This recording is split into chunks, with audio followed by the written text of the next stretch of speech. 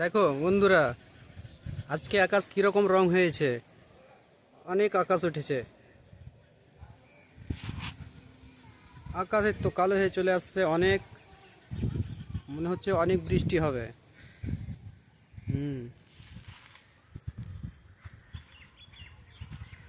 এই